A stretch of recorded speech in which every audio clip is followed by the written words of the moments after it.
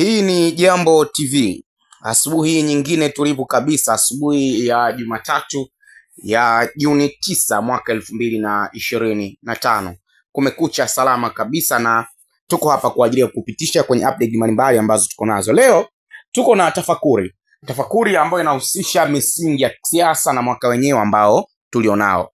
Utakumbuka wanasiasa hivi sasa wako katika maandalizi kabambe ya kuelekea mwezi Oktoba, ambako uchaguzi mkuu wa rais wa Jamhuri ya Muungano wa Tanzania, wabunge wa Bunge la Jamhuri ya Muungano wa Tanzania na madiwani kwa upande wa Tanzania bara, lakini pia rais wa Jamhuri ya Muungano wa Tanzania, rais wa Zanzibar na mwenyekiti wa Baraza la Mapinduzi, wabunge wa Bunge la Jamhuri ya Muungano wa Tanzania, wajumbe wa Baraza la Wawakilishi Zanzibar na madiwani kwa upande wa Zanzibar, basi tutaingia kwenye box. Tafsiri yake ni kwamba kwa upande wa Tanzania bara watakuwa na mabox matatu ya kupigia kura, lakini kwa upande wa Zanzibar wao watakuwa na mabox matano ya kupigia kura.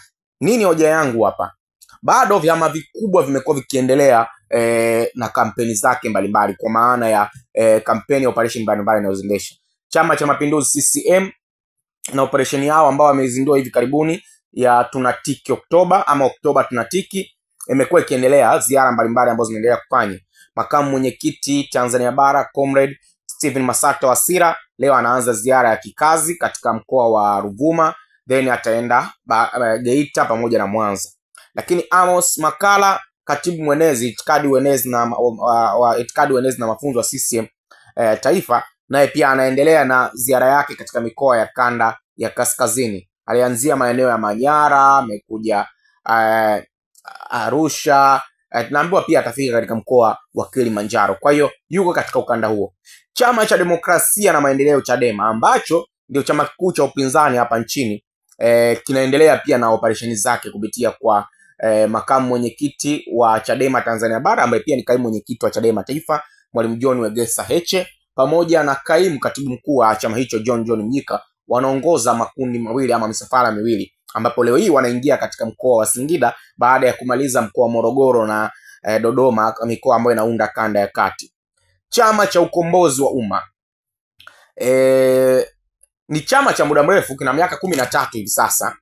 Siwezi kusema kama chama kidogo ama kikubwa, lakini kubwa ambao napaswa kusema ni kwamba kimekuwa na maarufu kubwa sana siku za karibuni, na umaarufu wake bila kumuunya maneno umekuja baada ya waliokuwa makada wa Chadema na viongozi waliokuwa wengine viongozi wa nafasi mbalimbali kung'atuka ndani ya chama hicho na kujiunga na Chauma, na imetengeneza msisimko wa aina yake. Kwa hiyo mwenyekiti wa chama hicho taifa wa Chauma, wakili msomi mzee wetu Hashim Rungwe Spunda ama mzee wa Ubwabwa, akiwa na kaimu makamu mwenyekiti Tanzania bara Devota Minja, katibu mkuu Salum Mwalimu na wengine wengi, wanaendelea na kanda ya Ziwa kwenye operation zao za tunaendelea tulipoishia, ama operation Chauma for Change, yani C4C, ambayo inaendelea katika kanda ile.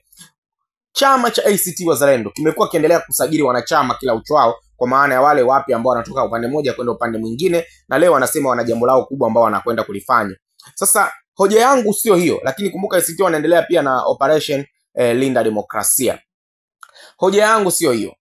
Hoja yangu kubwa hapa ni tafakuri ya kile kinachoendelea na hatari ninayoiona kwamba huenda mabishano, hoja na majukwaa ya kisiasa, kama tusivyokuwa makini, huenda yakatupeleka kwenye mizozo mingine ama migogoro mingine ambayo kama taifa tulikuwa tumejitenga nayo kwa muda mrefu. Migogoro ya kidini, migogoro ya kijinsia, makundi, ubara na uzanzibari, na migogoro mingine ambayo kimsingi inashabiana na hiyo. Hivi karibuni imetolewa tangazo la kufungwa kwa kanisa la Ufufuo na Uzima, ambalo kiongozi wake ni mbunge wa jimbo la Kawe kupitia Chama cha Mapinduzi na mjumbe pia wa halmashauri kuu ya CCM kwa maana ya Mneki, Askofu Josephat Mathias Gwajima. Zaidi ya makanisa 2000 ambayo kwa mujibu wake yaliyoko katika maeneo mbalimbali ya nchi hii yamepigwa lock. Kama hiyo haitoshi, tunavyozungumza hivi na wewe, kumekuwa na mjadala ambao unaendelea katika maeneo mbalimbali na hasa mitandao ya kijamii na majukwaa ya kisiasa. Wapo ambao kwa namna moja ama nyingine wananasibisha kile kinachoendelea na suala la kisiasa, kwamba pengine inawezekana Sasa hilo swala kama lina uhalisia ama la, hiyo sio sehemu yangu ya kuangazia, lakini mimi naangazia mapokeo ya jambo. Watu wanasema kwamba hili linatokea wakati huu ambao Askofu Josephat Gwajima amejitokeza hadharani na kueleza kutokubaliana na baadhi ya mambo ambayo yanaenda ndani ya serikali. Na utakumbuka alikuwa mwiba akitoa kauli za kupinga matukio ya utekaji, mauaji na matukio mengine yanayoshabihiana na hayo. Kama hiyo haitoshi, ziko kauli kwamba wengine wanasema kwamba hili limeenda mbali zaidi, pengine linatokea ni kama sehemu ya kunyanyasa Ukristo, kwa sababu wai mambo kama haya uyasikii kwenye misikiti ama kwa Waislamu. Sio, ni ajenda hiyo ambayo inajadiliwa. Kama hiyo haitoshi, bado kuna hoja nyingine inachomoza hapa katikati. Wapo wanaosema kwamba inawezekana ni mkakati mwingine madhubuti ya kudhoofisha Ukristo ambao mara zote umekuwa kama vile mstari wa mbele kwenye kukosoa mambo mbalimbali nchini. Si maneno yangu, ukipita kwenye mitandao mbalimbali, ukipita kwenye mijadala mbalimbali utaona kile ambacho kinaendelea. Kuna hoja pia ya Utanganyika na Uzanzibari, nayo inaanza kuchomoza. Wapo ambao wanasema kwamba inawezekana kwa namna moja ama nyingine, mbona haya mengi yanayotokea upande wa Tanzania bara hayatokei upande wa Zanzibar? Je, ni mkakati wa kuinyong'onyesha Tanzania bara ambao wengine wanaita Tanganyika, ambao sio dhambi kwa sababu ndio jina la asili kabla ya muungano? Mbona haya hayatokei upande mpili wa muungano?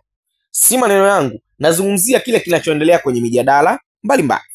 Sasa ili kunusibisha hilo, kuna watu wanakuja na comment nyingine ambao mimi kwangu naona kama kuna hatari ndani yake. Wapo wanaosema Wakristo msikae kimya kwenye hili, Waislamu msikae kimya kwenye hili, sijui Wazanzibari msikae kimya kwenye hili, Watanganyika sijui wa Tanzania bara msikae kimya kwenye hili.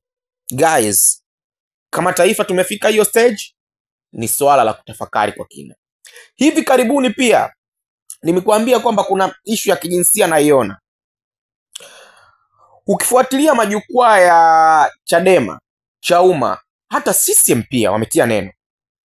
Kile kilichotokea wakati makamu mwenyekiti wa Chadema Tanzania bara John Heche alipokuwa Mlimba, akazungumza jambo kuhusiana na Susan Kiwanga. Jambo hilo likajibiwa na viongozi wa Chauma wakiongozwa na kaimu makamu mwenyekiti Tanzania bara Devota Minja. Midundo hiyo pia ikapokelewa na katibu mwenezi wa CCM Amos Makalla. Watu tumeanza kuspin agenda kuhusiana na kwamba kuna ishu ya kijinsia na mambo mengine kama hayo. Yana uhalisia ama hayana uhalisia, yote nayaacha kwako mfuatiliaji wetu. Lakini tafakuri yangu ni kwamba hatari ambayo tunatengeneza, kwa sababu kuna watu wanasema wanawake tusikae kimya kwenye hili. Kwa hiyo kuna swala la wanawake kutokaa kimya kwenye jambo hili, tayari unaanza kutengeneza mgogoro wa kijinsia. Sijui Waislamu na sijui tusikae kimya, sijui Wakristo tusikae kimya. Kuna misingi unaitengenezwa hapo ya masuala ya kidini. Watanganyika sijui Tanzania bara, Wazanzibar tusikae kimya.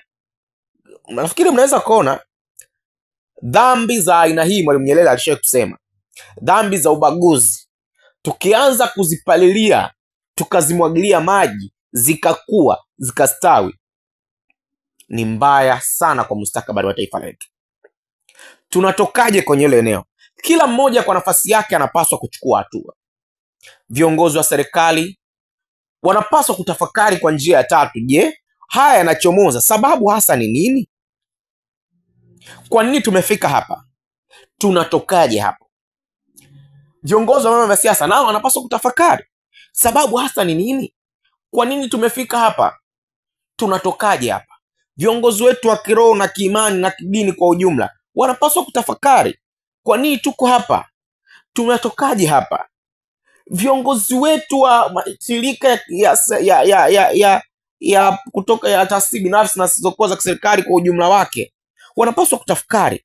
Watanzania kwa ujumla wake tunapaswa kutafakari kwa pamoja, tumefikaje hapa na tunatokaje? Leo ni kawaida kusikia fulani amemuua fulani, fulani sijui ameokotwa sehemu fulani, fulani sijui haonekani. Nani anajua kesho yake? Misingi ya aina hii, dhambi za aina hii, tukianza kuendelea kuviruhusu, nadhani ni hatari zaidi kwa afya yetu. Ni tafakuri ambayo tuko nayo kwa siku ya leo. Chao.